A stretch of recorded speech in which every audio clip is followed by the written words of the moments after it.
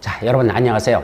오늘이 2015년 우리 강의 마지막 날이 되겠습니다. 그래서 오늘은 저도 복장 좀 편하게 하고 왔습니다. 자, 오늘은 무슨 법 나간다? 마지막 주택법하고 농지법 두 가지를 살펴보도록 합니다. 그럼 첫 번째 뭐부터 볼까? 주택법. 자, 주택법은 시험 문제가 몇 문제나 되냐? 총 7문제가 출제됩니다.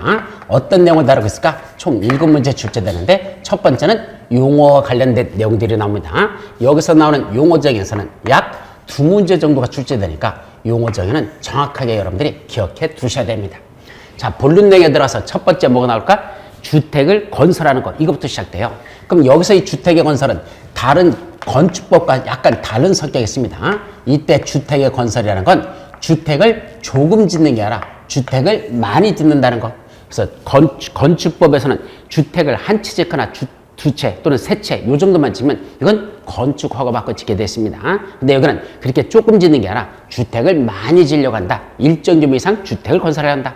그때만 이 주택법의 건설에 관한 내용이 적용된다는 거. 그렇게 일단 기억하시고 그게 원칙입니다. 그럼 주택의 건설에서는 어떤 내용들을 다룰까? 첫 번째 나오는 건 누가 건설하지? 사업 주체에 관한 게 나옵니다. 여기는 사업 주체란 말을 쓰죠.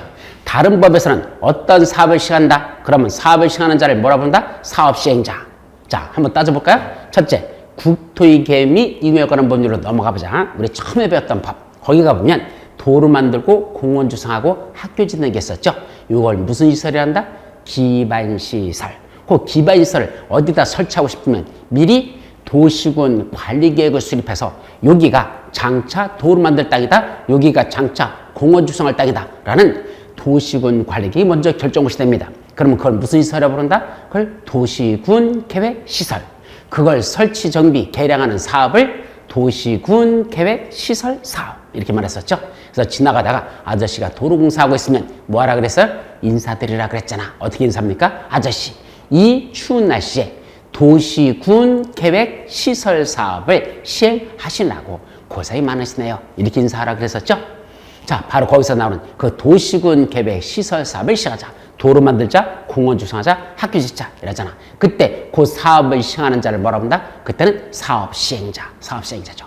도시개발 사업을 시행하는 자도 뭐라 본다? 그것도 시행자. 또 도시 및 주거환경 정비법에서 재개발체가 추가했던 정비 사업을 시행하는 자, 그것도 사업 시행자. 거기도 사업 시행자입니다. 그래서 일반적으로 그런 사업을 시행하는 걸 사업 시행자라 이렇게 부르죠. 여기서 조심할 건 시행자하고 시공자하고 혼동해서는 안 됩니다. 시행자라는 건 사업을 시행하는 주체, 누가 하는 거지? 그 주체를 보는 것이고, 시공자라고 하는 건 실제로 건설공사를 행하는 자. 따라서 만약 조합이 설립돼서 조합이 한다면 그 조합은 시행자가 되는 것이고, 그 조합이 직접 벽돌을 쌓아올리는 건 아니잖아요. 그 벽돌 쌓아올리는 건 시공자를 선정해서 그자 보고 공사를 담당시킵니다. 따라서 사업을 시행하는 주체를 사업 시행자 또는 사업 주체를 부르고 실제로 건설 공사를 행하는 자는 시공자라고 한다. 그래서 시행자와 시공자를 혼동하지 않도록 합니다. 자, 그게 첫 번째 주요 사항이고 이제 건축법으로 넘어갈 거가 건축물을 건축하는 자를 뭐란다? 건축주. 그때는 사업 시행자라 하지 않고 건축주라고 부른다. 근데 주택법에서 그런 주택을 건설하는 주체를 뭐라 한다? 여기서는 사업 시행자라 또는 건축주라고 하지 않고 사업 주체라고 부르고 이 사업 주체가 둘로 나눠진다. 국토교통부 장관한테 가서 등록을 하고 사업을 시행하는 등록사업자가 있고 국토교통부한테 등록하지 않고도 그냥 사업을 시행할 수 있는 비등록사업자라는 자가 있더라. 이렇게 등록사업자, 비등록사업자 둘로 구분된다 얘기죠. 이때 등록사업자라는 건 뭐 하는 자냐? 비등록사업자 둘 하는데 등록하라는 얘기는 왜 등록을 해야 될까요? 주택을 건설하는데 등록하고 합니다. 왜 그럴까? 그걸 취미로 하는 게 아니고 하나의 업으로 한다 이겁니다. 이때 업이라는 건 직업으로 한다는 뜻입니다. 그냥 내가 심심해서 씻는 게 아니고 내 일종의 직업으로 한다. 우리가 공인중개사 시험에 합격하고 여러분들이 나중에 업을 하고 싶으면 공인중개사라는 걸 직업으로 하고 싶으면 그때도 뭐 해야 되죠? 등록하고 해야 되거든요. 이것도 마찬가지입니다. 주택을 건설하거나 그러고 싶으면 너 등록하라는 얘기입니다. 이때 주택의 건설은 좀 이따 용어적에서 다시 나올 건데 주택 건설은 크게 두 가지로 갈라집니다. 첫 번째는 순수한 건축물만 짓는 걸 여기서 뭐란다? 그걸 주택건설이라는 개념으로 씁니다. 순수한 건축물만 짓는 거. 그럼 그것만 있을까? 아니야. 거기다 뭔다? 대지도 조성하겠습니다. 그때 대지 조성하는 거 이것도 주택의 건설의 개념에 들어간다. 그래서 주택의 건설이라는 저 개념 속에는 순수한 건축물만 짓는 주택 건설과 그런 건축물을 주택을 짓게 한 땅을 조성하는 대지 조성을 합쳐서 주택 건설하는데 이때 뭐 하는 자가 등록이 필요하다? 바로 두 가지. 첫째는 주택을 건설하거나 또는 대지를 조성하는데 규모가 얼마나 되더냐? 주택을 건설할 때는 단독주택은 연간 20호 이상의 단독주택을 건설할 때 이때는 등록을 하고 하라는 얘기고 공동주택은 연간 20세대 이상을 짓는다면 이때 등록이 필요하다 이런 뜻이죠. 즉 적어도 1년 동안에 연간이라는 건 1년 동안에 20호 이상의 단독주택을 건설하거나 20세대 이상의 공동주택을 건설한다면 그 자는 그냥 해서는 안 되고 그건 등록이라는 걸 하고 하라는 얘기죠. 그걸 업으로 한다 이겁니다. 그럼 내가 우리 집을 한 채 짓고 싶으면 나는 등록할까? 아니요. 한 채저 등록은 등록하지 않고 건축법상 건축 허가받고 그냥 지으면 되는 거지. 그건 등록할 필요가 없다는 얘기입니다. 적어도 원칙적으로 이런 규모는 이상은 돼야 되죠. 다만 연간 20세대가 아니라 연간 30세대 이상부터 등록해야 되는 그런 예외도 있는데 일단 예외는 나중에 보고 원칙만 기억하자. 적어도 단독주택을 20호 이상, 공주택 20세대 1년 동안에 연간이라는 건 1년 동안에 그런 규모로 진행하면 그자는 등록이라는 걸 하고 가랍니다.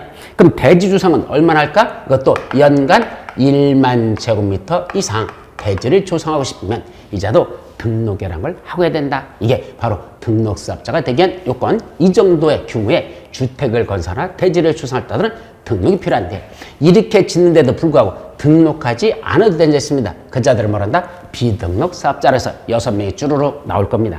그래서 그에 대해서는 나중에 정리하도록 합니다. 자, 첫째, 사업 주체가 이렇게 정해지면 두 번째, 이제 사업 주체가 할 일은 뭘까요? 사업 주체가 할 일, 사업을 시작한 구체적인 계획을 수립한다. 항상 그래. 사업 주체가 정해지면 이자가 할 일, 사업을 시작한 구체적인 계획, 그걸 여기서 뭐란다? 사업 계획이라는 걸 수립해서 여기는 뭐 받을까? 승인 받으라. 사업계 승인이라는 걸 받는다 라고 되어 있습니다. 자, 이것도 우리 앞으로 돌아가서 국토법부터 한번 쭉 따져보자. 아까 도로 만들고 공원 조성하고 학교 짓는 사업, 기반시설을 설치하는 사업을 무슨 사업을 한다? 도시군 계획 시설 사업.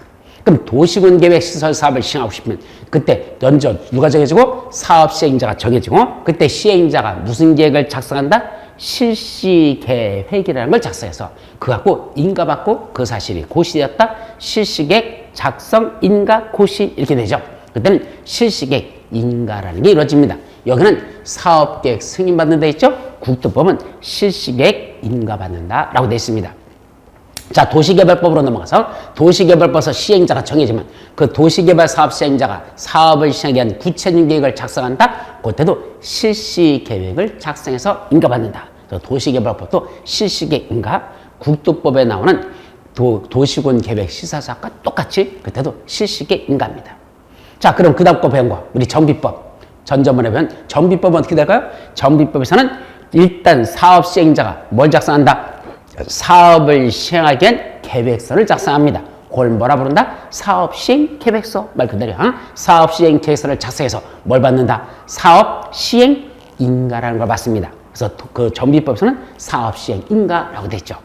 자, 건축법으로 넘어가서 건축주가, 그때는 건축주라고 부르죠. 그때 건축주가 뭘 받는다? 건축 허가라는 걸 받습니다. 그때는 건축 인가가 아니고 그때는 건축 허가라는 말을 씁니다. 건축허가 받습니다.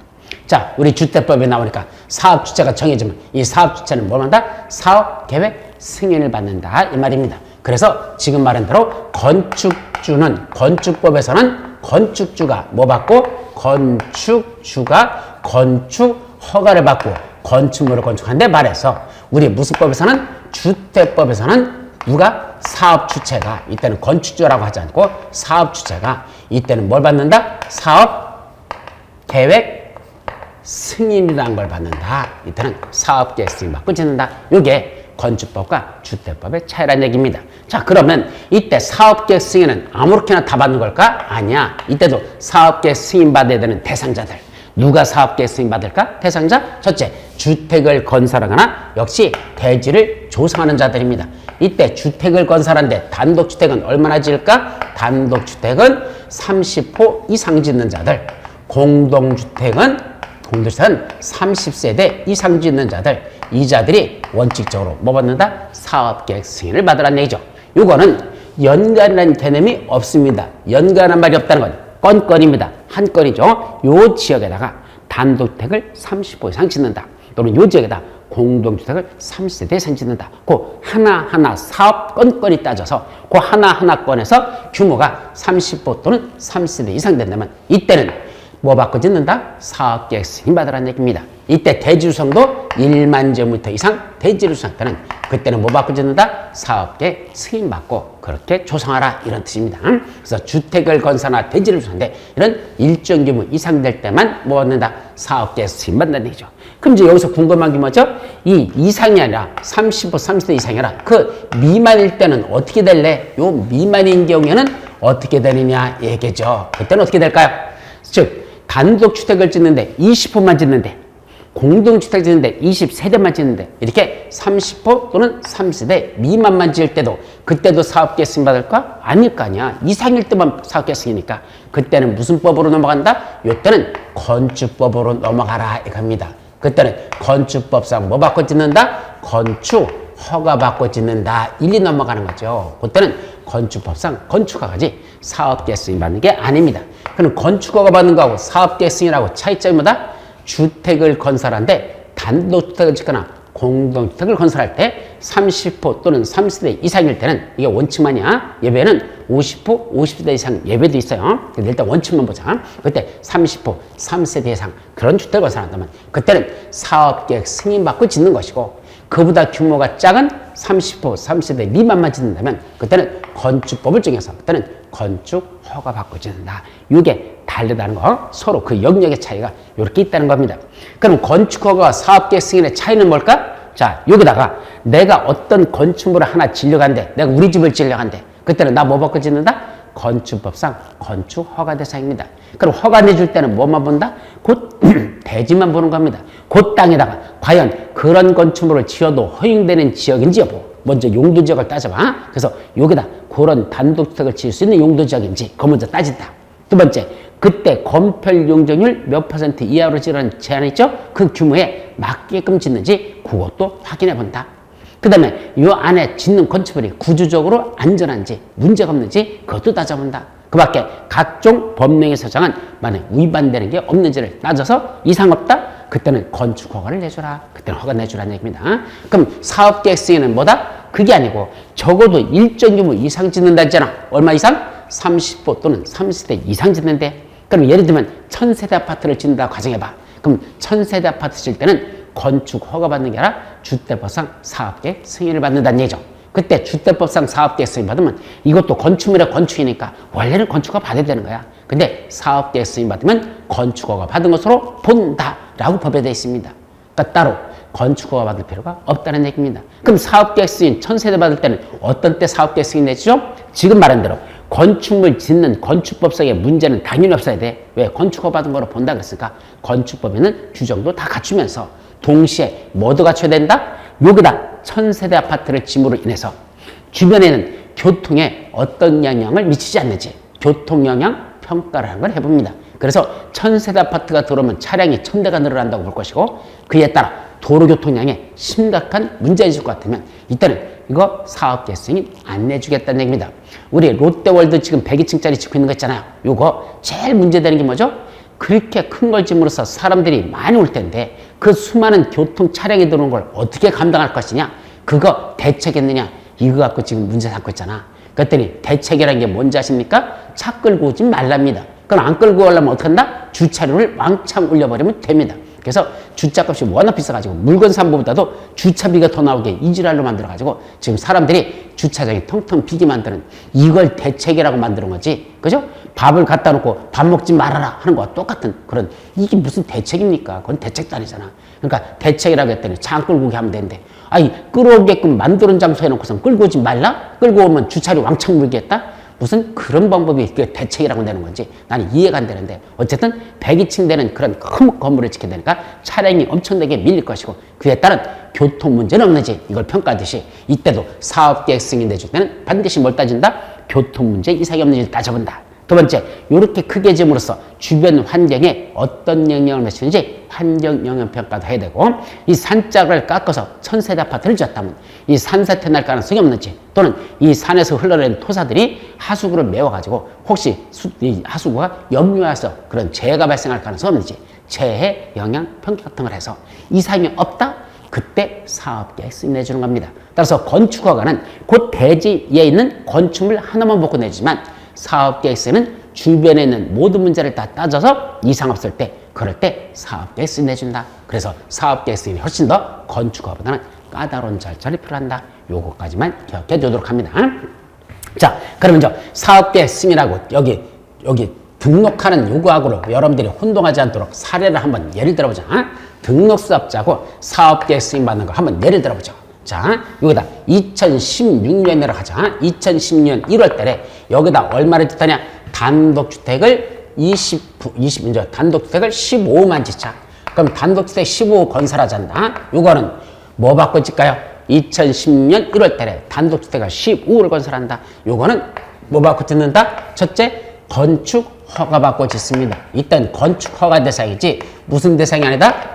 사업? 그때는 건축 허가 받는다 보다 이거 누가 지을까 보다 주체를 하자. 이때 15 건설하는 건 그거는 등록해야 될까? 등록 안 해도 될까? 이거부터 따지죠. 등록해야 된다? 안 해도 된다? 등록 안 해도 됩니다. 왜냐면 연간 20호 이상 지을 때만 등록하라 그랬는데 지금 1월 때는 15만 건설하잖아. 아직 1년 동안에 20호가 도달하지 못했잖아. 그건 등록할 필요가 없다라는 거고, 두 번째, 이때 사업계획 승인 받을까? 아니요. 이때도 사업계획 승인 받지 않습니다. 사업계획 승인은 한 건당 적어도 얼마 지어야 돼? 30호 이상 지어야 되는데 15만 건설한다 그랬을까? 이때는 사업계획 승인 받지 않는다. 그럼 결국 이건 뭐 받을까? 그건 건축 허가받고 지으면 된다 이겁니다. 이건 건축허가고, 따라서 이 짓는 자를 뭐라고 한다? 그걸 건축주라고 한다. 이건 건축법만 적용하지 주택법은 적용하지 않습니다. 이건. 근데 2016년 5월 달에 다시 몇 호를 짓는다? 10호를 짓습니다. 그럼 단독주택 여기다 10호를 건설한다면 그때는 어떻게 될까? 자, 첫째, 등록한다 안 한다? 이때는 등록해야 됩니다. 왜 그러냐면 1월 달에 15 지었고 다시 5월 달에 10% 짐으로써 합치면 얼마가 됐죠? 25가 됐잖아. 연간 20호 이상 짓는다에 해당됐죠. 그때는 뭐 된다? 등록을 하거나 내죠. 요때 10호를 지면서 등록 안 하면 그건 무등록 사업자로서 처벌하겠다라는 게 바로 여기 등록해야 됩니다. 먼저 1월 달에 15 지은 게 있으니까 요때 5월 달에다 10% 지면 합치면 25. 연간 20% 이상이 들어가니까 요때는 등록이 필요하다. 요때 등록한 겁니다. 자, 이때 사업계획 승인 받을까 안 받을까? 안 받죠. 등록했다고 꼭 할 때마다 사업계획 승인 받는 건 아니라는 얘기입니다. 등록은 했지만 사업계획 승인 대상은 안 됩니다. 왜요? 10호밖에 안 치잖아. 단독주택 적어도 30호 이상 져야지만 사업계획 승인 받는 건 승인받지 않습니다. 등록했으니까. 그러면 이때는 뭐 받고 짓는다? 결국 저 10호도 건축 허가 받고 지라는 얘기입니다. 이런 자를 뭐한다? 이것도 건축주가 되는 거지. 이건 사업주체라 부르지 않는다 이 말입니다. 자, 근데 2016년 10월에 가가지고 10월 달에 가서 이때 단독주택을 50%를 짓습니다.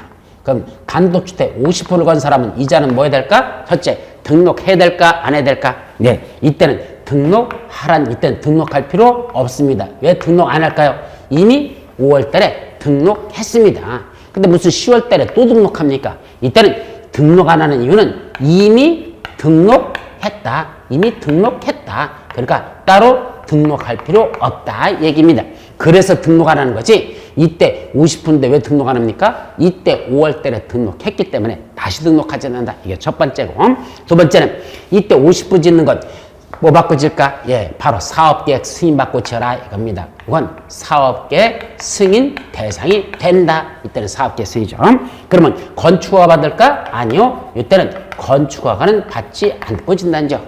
그럼 이렇게 사업계획 승인 받고 짓는 자를 뭐라고 한다? 그걸 우리 아까 뭐랬댔어? 사업주체라고 한다. 이때는 사업주체가 되는 겁니다.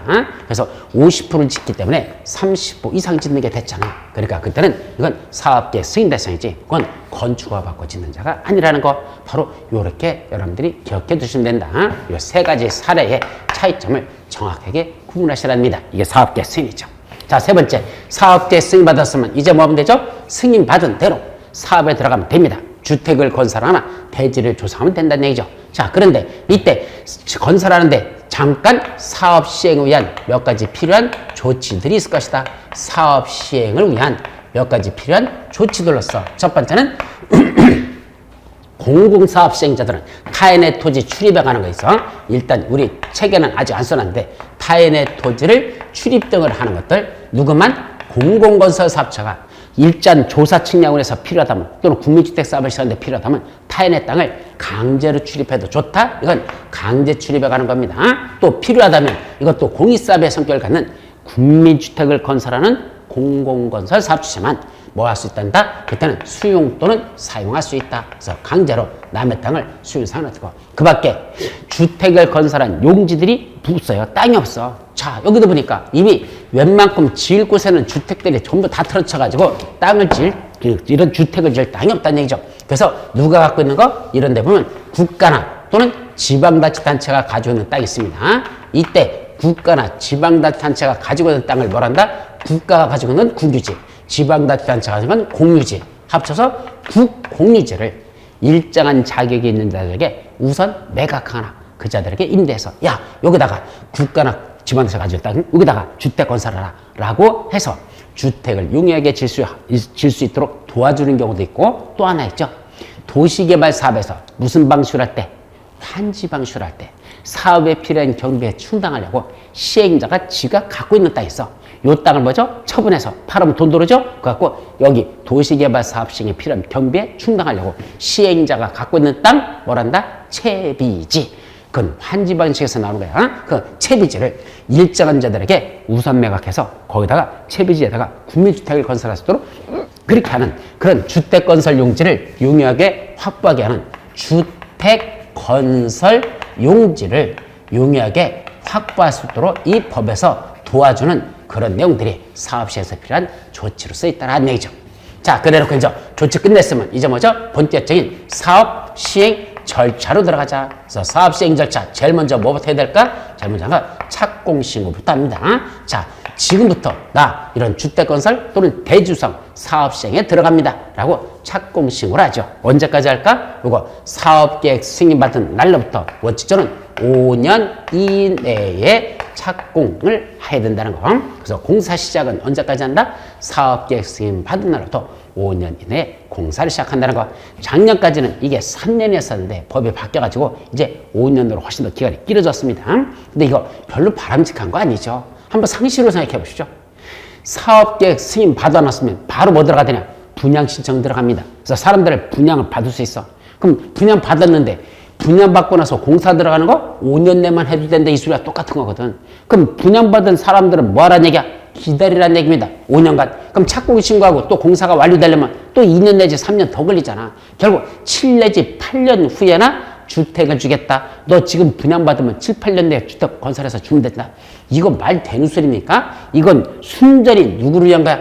이렇게 3년에서 5년으로 길어진 건 사업 주체한테 유리한 거지. 그 분양받는 사람들에게는 절대적으로 불리한 이런 규정을 이번에 개정해서 만들었습니다. 이거 전부 다 어떤 새끼들이 로비한 거야? 내가 볼 때는 이거 사업 주체들, 건설사들이 로비를 해가지고 이지랄로 바꾸지 않았나? 라는 의구심을 지을 수 없습니다. 맨날 호구되는 건 누구다? 여러분들입니다. 분양받는 여러분만 빙신되는 겁니다. 그래서 5년 내 공사 시작된다? 너무 길게 만들었죠. 뭐 이렇게 길게 만들 이유가 뭐가 있습니까? 도대체. 건설회사들이 그럼 사업계획을 좀 늦게 받던지 일찍 받아놓고 5년 동안 나중에 공사한다? 문제가 대단히 많은 겁니다. 건축법은 어떻게 됐습니까? 건축 허가 받은 것부터 1년 이내 공사에 착수해야 된다. 이렇게 돼 있어요. 다만 공장 질 때만 3년 이내 착수한다 그랬던. 그럼 공장 짓는 것도 3년인데 왜 주택 짓는 건 5년씩이나만 착공 신고해도 된다? 착수해도 된다? 이거는 좀 문제가 있는 규정이다 라는 생각입니다. 이건 건설회사들이 로비를 해서 기간을 늘렸다라는 거 이해는 해석할 수가 없습니다. 마음에 안 듭니다. 하여튼 이렇게 돼 있다. 두 번째, 착공 신고했으니까 공사하죠? 공사하는 걸 말한다? 시공이라고. 제대로 공사하는지 감독하는 걸 감염으로 수행하고. 다 지었다. 여기서는 뭐 받을까? 여기는 사용 검사라는 걸 받는다 라고 돼 있죠. 여기서는 공사가 끝나면 사용검사를 받습니다. 일부만 완공됐으면 일부 완공된 것은 임시 사용 승인이라는 걸 받게 돼. 그때는 임시 사용 승인. 어쨌든 공사가 끝나면 사용 검사를 받으면 뭐가 끝났다? 주택 건설은 다 끝난 겁니다. 근데 마지막 5번째 하나 더 있죠. 이렇게 주택을 건설하는 데 있어서는 막대한 자금들이 있어요. 그 자금을 조달하기 위해서 주택을 건설한 자금에는 어떤 것들이 있을까? 마지막 주택자금 이렇게 해놓고 주택자금에는 3가지만 여기서는 서술하고 있죠. 첫째는 뭐겠다? 주택 상환 사채라는 게 있습니다. 여기 주택으로 상환하겠다고 회사가 발행하는 채권 주택 상환 사채란 말이 있죠. 자, 이게 무슨 말일까? 자, 내가 사업 주체입니다. 그 중에 다른 사업 주체는 안 돼. 한국토지주택공사. 여러분들 LH라고 하시죠? 바로 그 한국토지주택공사하고 법인 등록사업자. 여기 아까 등록사업자는 법인도 있고 개인도 있는데 법인으로 등록한 등록사업자는 뭘 발행할 수 있다? 주택상환사채라는 걸 일정한 자격이 있으면 발행할 수 있습니다. 이때 주택상환사채는 뭐더냐? 여기 있는 땅을 사가지고 여기다 아파트를 지어서 분양하면 대박이 될 것 같은데 문제는 내가 한국토지주택공사나 법인 등록사업자가 자금이 없어가지고 땅을 살 돈이 없어요. 그때는 뭐 하면 되죠? 일정한 자격을 가진 사람들에게 야, 니들 미리 나한테 돈 2억씩 줄래? 2억씩 내줄래? 그럼 내가 그 돈 갖고 땅도 사고 그래서 대지도 조성하고 그 다음에 사업계획 승인받아서 분양할 때 다른 사람들은 분양시장 들어왔을 때 청약 경쟁률이 100대 1이든 200대 1이든 뚫고 들어온 사람만 분양권 주는데 너희들 미리 나한테 2억씩 준 너희들에게는 나중에 분양 청약 경쟁과 관계없이 너희들에겐 주택을 공급하겠다는 계약서를 써주겠다는 그 약속 증서를 이 2억을 받을 때 제공해 주는 거. 요때 드리는 요걸 말한다? 주택으로 상환하겠다고 주택으로 갚겠다고 회사가 발행하는 채권 주택상환사채라는 걸 발행한다는 얘기입니다. 따라서 이 주택상환사채를 갖고 있는 사람들은 나중에 김영식 증권으로 됐을까 이름으로 기재해서 그래서 그걸 갖고 있다가 나중에 여기 대지 다 매입이 끝나고 사업계획 승인받고 분양시장 들어갈 때 그분들은 그 쪽지 갖고 오면 됩니다. 그럼 내가 그분들에게 당신한테 약속한 대로 주택으로 주겠소라는 분양계약서, 공급계약서를 써주면 된다는 얘기입니다. 자, 그게 주택상환사채라는 걸 발행할 수 있다. 이게 첫째고요. 자, 두 번째는 뭐도 있다? 국민주택사업 특별회계라고 했습니다. 이때 국민주택사업 특별회계. 자, 먼저 여기 특별회계란 말이 나오죠. 요 개념부터 하죠. 특별회계란 말의 반대말이 뭘까? 일반회계란 말이 그 반대말이야. 특별회계의 반대말은 일반회계라고 한단다. 요거 회계 업무라고 쓸 때 회계 요 말이야. 회계라고 하죠. 요때 특별회계와 일반회계 차이점. 일반회계는 예산을 편성하는데 우리 국세 같은 거 들어오잖아요. 국세나 지방세 같은 게 들어오면 거기서 국가에서 그걸 전부 다 한쪽에다 그 자금을 모으죠. 그래서 모아진 그 세금 걷어들이는 거 갖고 다시 일반 자금보다 인건비는 얼마 쓰고 뭐로다 얼마 쓰고 뭐로다 얼마 쓰고 이렇게 쭉 나가는 거. 이건 일반 회계 편성이라죠. 그게 아니라 특정한 목적에서 자금을 걷어들이고 그건 다른 데 써서는 안 되고 그 특정한 목적으로 편성된 거기에만 요 자금을 쓰겠다. 그때 이건 특별회계라고 합니다. 우리 집으로 따지면 내가 열심히 돈 벌어와서 우리 마누라한테 그 통장이 다 마누라가 통장 관리해서 마누라한테 다 들어간다. 그럼 그 뭐죠? 그때 마누라가 갖고 그걸 우리 집 살림살이에 다 쓰잖아. 그건 일반 회계입니다. 근데 가끔가다 내가 특강을 해가지고 챙기는 돈이 있습니다. 그 특강에서 챙기는 돈은 그거보다 그건 특별회계입니다. 별도로 이렇게 맞았잖아. 그 돈은 마누라 모르게 내가 꼽아쳐서 딴 데 쓰겠다. 그럼 이걸 뭐 하는데? 그건 특별회계가 됩니다. 그래서 셀러리맨들도 가끔가다 집 봉급통장 마누라에 다 가고 회사에서 무슨 특별 경력업으로 통장으로 넣어주면 꽝 끝난 거고 그게 아니고 직접 돈을 냈으면 그 돈은 마누라 모르게 내가 별도로 꼽아쳐놨죠. 그때 또 저 서재에다 꽂아놨다 또 마누라한테 걸려가지고 뒤지게 혼나고 또 그런 경우도 있잖아. 하여튼 그때 꼽아쳐두는 요 돈은 뭐가 된다? 일종의 특별회계. 다른 목적으로 쓰려고 별도로 편성된 예산. 이게 특별회계죠. 그럼 국민주택사업 특별회계는 뭐냐? 지방자치단체가 국민주택사업을 시행해서 필요한 예산을 별도로 편성해서 운영하는 거. 그게 국민주택사업 특별회계란다. 이건 지방자치단체에서 설치 운영하는 자금입니다. 자, 요거 말고 마지막 뭐도 있죠? 입주자 저축 증설에서 입주자 저축이라는 게 있죠. 이때 입주자 저축에는 옛날에는 세 가지가 있었죠. 옛날에는 입주자 저축이 청약저축, 청약예금, 청약부금, 주택청약, 종합저축 4가지가 있었는데 청약저축, 청약예금, 청약부금이 이제는 삭제됐습니다. 그거 다 원리 통합됐다?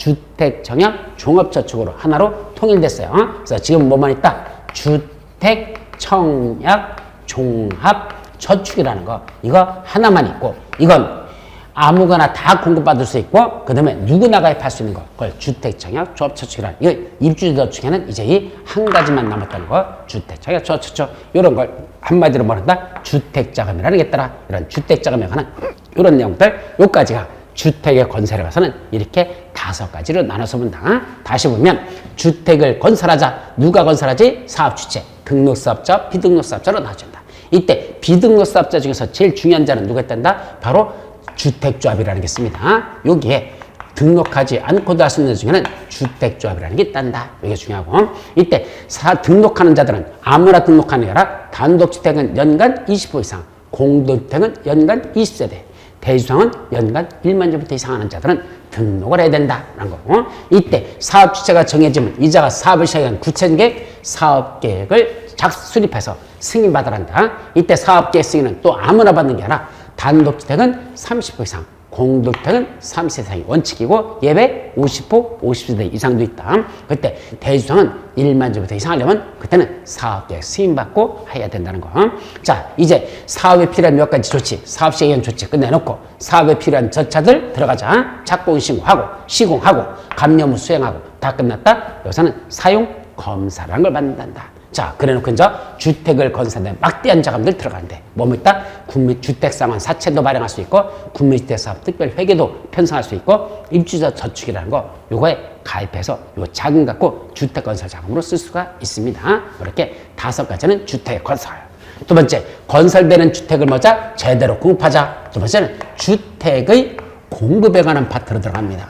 이 주택의 공급이 사실은 공인중개사가 알아야 될 제일 중요한 파트가 주택의 공급 파트예요. 왜 그랬죠? 이건 투기화되지 말라는 얘기입니다. 주택이라는 걸 가지고 재테크 기능도 있는데 이게 너무 과열되면 투기화되죠. 이걸 어떻게 하면 막을 것이냐. 또 투기화되다 보니까 사람들의 청약 경쟁률이 높다 보니까 건설회사도 또 장난질을 쳐요. 분양가를 막 한없이 올리거나 이런 짓해서 건설회사가 장난질 치는 거죠. 그것도 막기 위한 수단들이 있어야 되지 않냐. 그런 것들을 주택에 공급해서 다룹니다.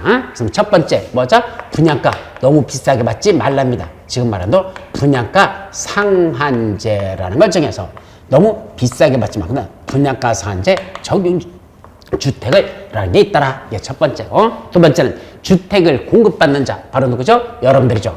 주택을 공급받는 자인 바로 여러분들이 그 주택을 공급받을 수 있는 각종 증서나 또는 지위를 갖고 있는데, 그 주택을 공급할 수 있는 증서나 지위들, 예를 들면 아까 여기 나왔던 어디서 주택상환 사채, 주택을 공급할 수 있는 지위잖아. 또는 조합원 지위, 아까 주택조합에서 지역 또는 직장주택조합원 지위, 그거나 또는 주택상환 사채라든지 또는 입주자 저축, 즉 주택청약 종합저축이라든지 이런 거 원칙적으로 타인에게 양도양수할 수 없거든요. 근데 그 증서나 지위를 타인에게 함부로 양도하거나 또는 양수받거나 또는 알선하거나 또는 그걸 가운데서 광고하거나 이런 짓 하는 거 하여서는 아니 된다. 주택을 공급받을 수 있는 여러분들이 그 공급받을 수 있는 각종 증서나 지위 가지고 있는 걸 함부로 양도, 양수, 알선 또는 광고해서는 아니 된다는, 이걸 한마디로 말한다. 공급 질서를 교란하지 말라. 공급 질서 교란행위 금지, 교란 금지 또는 교란행위 금지라는 이러한 조항이 하나 나오겠죠? 이것도 중요한 겁니다. 자, 세 번째는 공급받는 자만 하는 게 아니라 공급하는 자. 이때 공급하는 자는 누굴 말하죠? 바로 사업주체를 말하죠. 이때 주택을 건설하거나 대지를 사는 사업주체가 그 공급하는 이자들이 지들이 현재 건설하고 있는 그 주택이나 또는 조성된 그 대지를 가지고 주택을 내고 함부로 입주 예정자의 동의 없이는 장난질 치서는 안 된단다, 이 소리입니다. 자, 이게 무슨 말일까? 한번 이쪽으로 와보죠. 지금 여기 주택단지에서 주택이 건설되고 있습니다. 요 안에서 지금 주택이 건설되고 있죠? 자, 요 안에서 지금 주택이 건설되고 있는데, 이거 지금 건설하고 있는 동안은 이 땅 누굴 걸까? 조성하고 있는 동안은 일단은 사업체 명의로 다 소유권 등기가 돼 있겠죠. 여기 주택을 다 짓고 나면 주택 건설이 끝나면 바로 뭐 들어가더냐? 그때 소유권 보존 등기를 합니다. 소유권 보존 등기는 누구 명의로 할까? 일단은 사업주체 명의로 일단 보존 등기 했다가 나중에 여러분들이 잔금 치르는 날 소유권 이전 등기를 해줍니다. 그래서 보존 등기와 이전 등기를 혼동하지 마세요. 보존 등기는 누구 명의로 한다? 주택건설이 다 끝나면 일단은 사업주체 명의로 자기 명의로 다 소유권 보존 등기를 먼저 했다가 여러분들이 계약금 내고 있었고 처음에 이거 이제 분양할 때 계약금 냈죠? 그리고 중도금 내고 있었잖아. 마지막 다 완공되고 나서 사용검사 받고 나면 사용검사 받은 후에 여러분들에게 입주통보서가 날라오죠. 그래서 1월 1일부터 입주하세요. 그럼 1월 1일부터 뭐 하라는 얘기야? 잔금을 내시라는 얘기입니다. 그럼 잔금 내는 날 소유권 이전 등기 해줄 것이고 그날 열쇠 꾸러미를 넘겨줍니다. 그럼 그날부터 뭐 할 수 있다는 얘기야? 입주해도 된다는 얘기입니다. 그날 소유권 이전 등기를 받아야 비로소 입주자 자기 거의 아파트가 된다는 얘기입니다. 따라서 그 소유권 이전 등기가 있기 전까지는 누구 명의로 돼 있다? 사업주체 명의로 돼 있는 거다 이 말이죠. 그럼 짓는 동안에 주택이나 또는 이 대지가 사업주체 명의로 돼 있다고 해서 사업주체가 이걸 가지고 함부로 지멋대로 장난하면 된다? 안 된다는 얘기입니다. 왜요?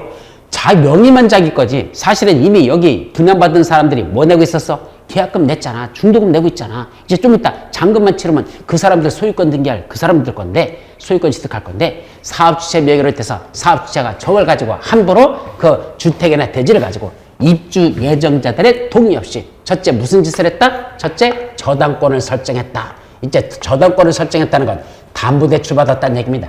그래서 저 주택이나 대지를 담보로 해가지고 그걸 받아가지고 이걸 지가 딴 데 썼어. 근데 딴 데 썼다 그걸 나중에 못 갚았어. 못 갚아버리면 어떻게 되는 겁니까? 그 저당권이 누구한테 승계된다? 마지막 계약금 냈고 중도금 냈고 잔금 다 치른 여러분들이 나중에 내 아파트 드디어 계약금 냈죠? 중도금 냈죠? 잔금 내서 소유권 등기 딱 받았는데 웬걸? 소유권 등기 위에 뭐가 돼 있어? 이미 저당권 등기가 먼저 올라 있습니다. 이 저당권이 뭐야? 각 세대당 5천만 원. 이거 뭐야? 전번에 사업주체가 이 주택이나 이 대지를 조성했을 때 담보대출 받았는데 그 사업주체가 못 갚은 게 저당권이 승계됐다. 여러분들에게. 그럼 여러분들은 졸지에 5천만 원 돈을 더 내야 되는 상황 발생하죠? 심각해지죠? 따라서 그건 저당권 설정 함부로 해서는 안 된다 이 소리입니다. 두 번째, 전세권 설정도 안 된대. 이때 전세권 설정은 무슨 말일까? 자, 내가 분양받은 집 101동 1202호 요거야. 그래서 건설할 때 가봤어. 아 저기 101동 1202호 저기 우리 집이구나. 여러분들 아파트 분양받은 분들 집 질 때 현장에 가보잖아. 지금 직구 올라가는 거 보죠? 그 도면 보면서 아 저게 우리 101동이고 저기가 1202호 쇼룸되잖아. 그랬더니 저기구나 우리 집이다. 아주 흐뭇한 마음으로 오죠. 자 그런데 그 집인데 다 졌대. 그래서 다른 집들은 전부 다 뭐가 들어오는데 예 입주 통보서 날라옵니다. 언제부터 입주하라고 통보가 왔대. 나한테는 안 날라왔어. 사업주한테 전화했죠. 아니 왜 다른 사람들은 다 입주하라는데 저한테는 입주하란 말이 없습니까? 그랬더니 니들 집은 조금 문제 있으니까 더 기다리래. 한 2달 기다렸는데 그래도 연락 없어. 이상하다. 우리 집에 도대체 무슨 문제가 있는 거지? 우리 집 찾아갔어. 101동 1202호. 웬걸? 가보니까 사람이 살고 있는 인기척이들이네. 띵동 눌렀죠. 누구세요? 너 속에서 들려? 그럼 내가 볼까? 너는 누구야? 그러니까 저쪽도 너는 누구야? 그러죠. 나는 뭐라죠? 나는 이 집 분양받은 자다? 그랬더니 그 사람 뭐란다? 나는 사업주체가 여기 나보고 전세 2년 먼저 살라고 그랬다? 아니 내가 분양받은 집에 사업주체가 내 동의 없이 함부로 다른 사람 전세 먼저 살게 한다? 전세권 설정하면 된다? 그거 안 된다. 당연히 안 된다는 얘기입니다.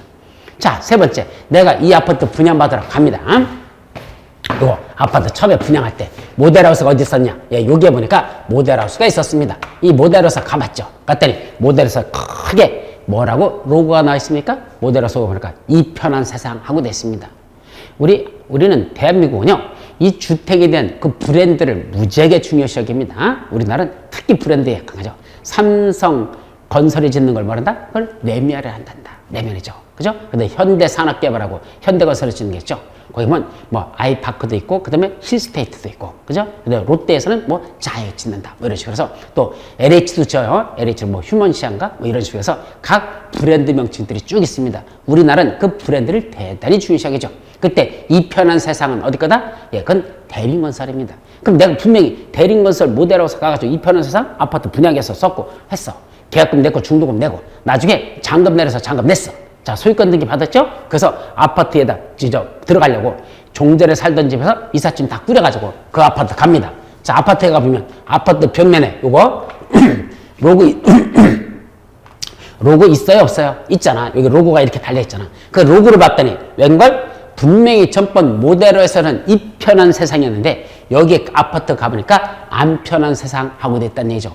갑자기 웬 놈이 이 편한 세상이 안 편한 세상으로 로고가 바뀌었을까? 이 대림건설이 지방에 이름도 없는 건설회사, 무슨 건설회사? 안 편한 세상이라는 로고에다가 이걸 중간에 팔아가지고 그래서 상호 브랜드가 바뀌었답니다. 여러분들 돌아버리죠? 자, 그런 건 된다? 안 된다? 그게 바로 처분하는 행위 함부로 해서는 아니 된다는 얘기죠.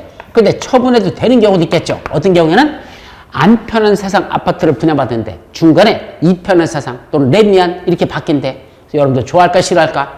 당연히 좋아하겠죠. 안 편한 세상보다는 이 편한 세상 브랜드 또는 레미안 브랜드가 더 좋으니까 당연히 그때는 그 소유자들의 동의를 받으면 그 입주 예정자들의 동의 받으면 그때는 저당권 설정 할 수 있어요? 전세권 설정 할 수 있어요? 처분할 수 있지만 그런 동의 없이는 함부로 이런 짓 해서는 안 된다. 이걸 저당권 설정 등의 제한이란 말로 써.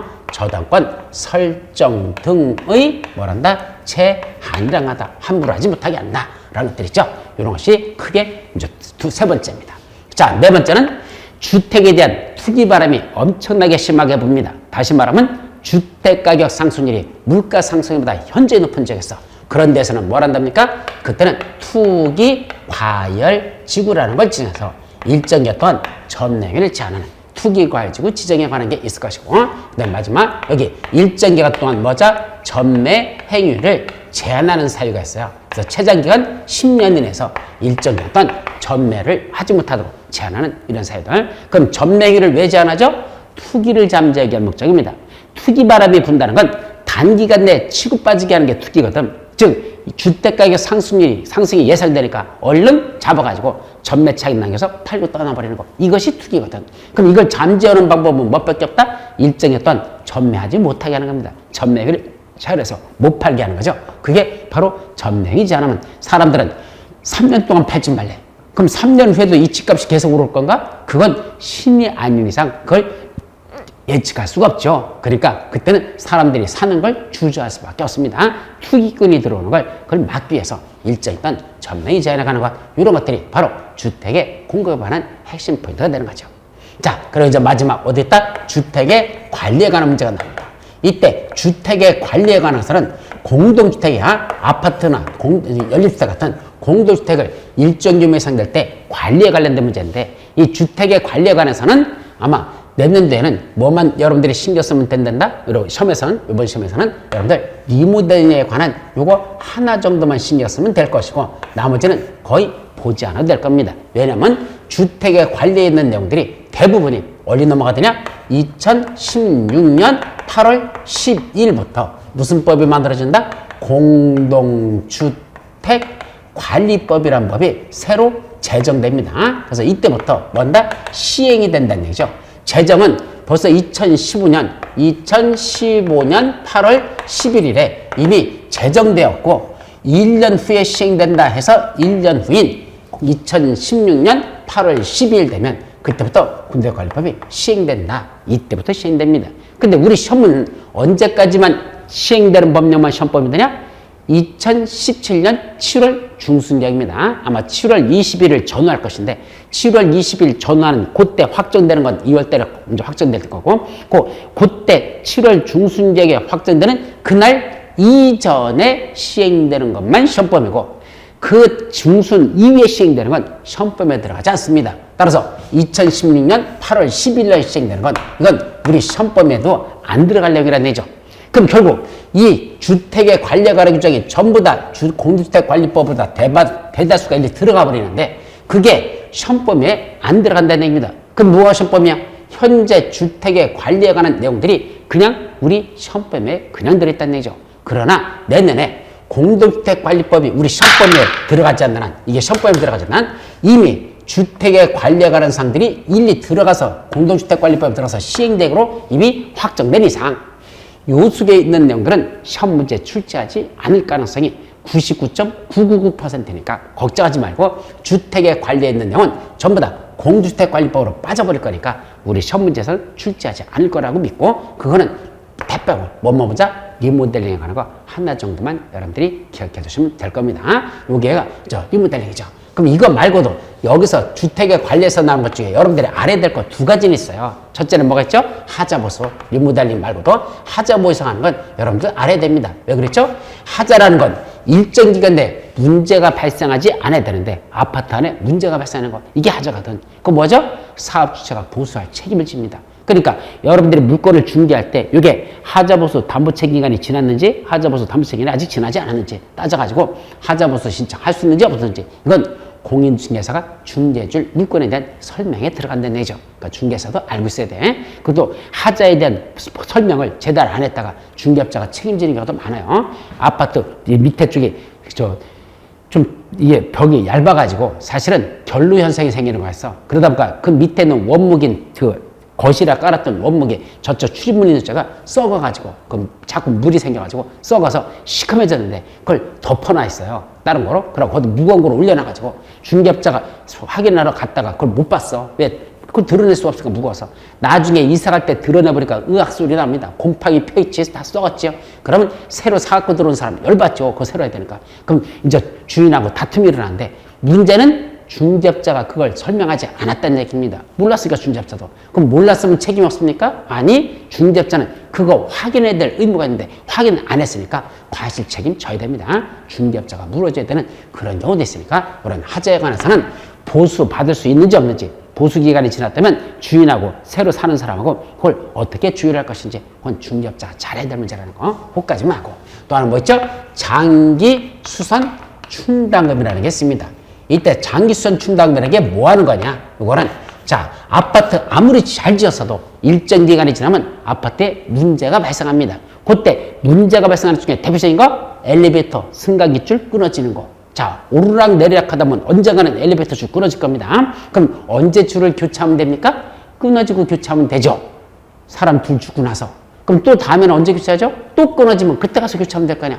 사람이 누군가 죽는 사람들이 당첨될 때마다 교체한다? 말 되는 소리입니까? 아니잖아. 그럼 뭐 하자는 얘기야? 사전에 미리 계획을 수립해놓고 그걸 장기수선 계획이라고 하는데 그 장기수선 계획을 수립해놓고 몇 년 정도 지나면 어디에 무슨 문제가 터질 것일까? 공동주택의 공용 부분에 대해서만 문제가 있는 걸 사전에 미리 계획을 수립해놓고 그 시점이 되면 수선하기 위한 계획이 수립되는 걸 장기수선 계획이고, 그 수선 계획대로 고치기 위해서 들어갈 돈을 사전에 미리 적립해 나가는 거. 그래서 초기에부터 조금씩 액수를 적립해 나가는 걸, 그걸 말한다 장기수선 충당금이라고 합니다. 이 적립된 금액을 나중에 장기수선할 때 그 비용을 그거로 쓰자는 얘기입니다.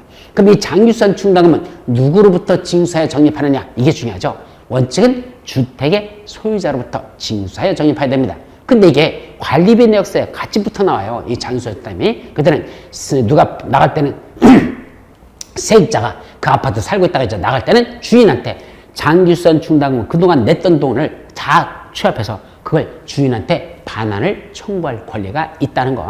그때 얼마를 내가 냈는지 잘 모르면 관리사무소 가서 그 관리주체한테 이거 내가 소장한테 그동안 내가 낸 금액이 총 얼마인지 이것 좀 뽑아주세요. 그러면 소장이 그걸 뽑아주게 되겠습니다. 의무화. 그러면 그 돈 갖고 와서 주인한테 반환을 청구하면 된다. 이런 걸 말한다. 장기수선 충당금. 중개업자도 알아야 될 사항이죠. 그래서 중개할 때 장기수선 충당금 요 계산 문제도 여러분들이 컨트롤 해줘야 된다는 거. 자, 요런 게 주택에 관해서 중요한 내용인데 시험 문제는 요 리모델링에 관한 거 하나만 중요할 거고 나머지는 아마 우리 시험법에서 빠질 가능성이 높다라는 거, 그것까지만 말씀드리고 넘어갑니다. 요걸 말한다 주택법 전체적인 체계를 한다. 그리고 이제 잠시 쉬었다가 용어지역에서 주택과 관련된 용어들 몇 가지 나오는데 그거는 다음 시간에 살펴보도록 합니다. 쉬었다가